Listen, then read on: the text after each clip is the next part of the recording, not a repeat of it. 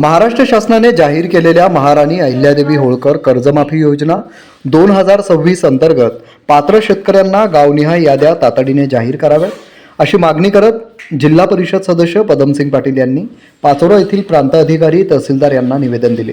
या निवेदनात नमूद करण्यात आले आहे की या योजनेअंतर्गत 30 सप्टेंबर 2025 पर्यंत थकीत असलेल्या पीक कर्जावर 2 लाख रुपयापर्यंत मुद्दल व व्याजासह कर्जमाफी देण्यात येणार असून नियमित कर्जफेड करणाऱ्या शेतकऱ्यांना 50,000 रुपयांपर्यंत प्रोत्साहन लाभ देण्याची तरतूद आहे। त्यामुळे शेतकऱ्यांमध्ये कोणताही संभ्रम राहू नये व पात्र लाभार्थ्यांना स्पष्ट माहिती मिळावी यासाठी गावनिहाय याद्या जाहीर करून त्या ग्रामपंचायत, चावडी, सोसायटी कार्यालय तसेच संबंधित बँकांमध्ये उपलब्ध करून द्याव्यात। तसेच पारदर्शकतेसाठी या याद्या अधिकृत शासकीय संकेतस्थळावरही प्रसिद्ध कराव्यात अशी मागणी करण्यात आली आहे।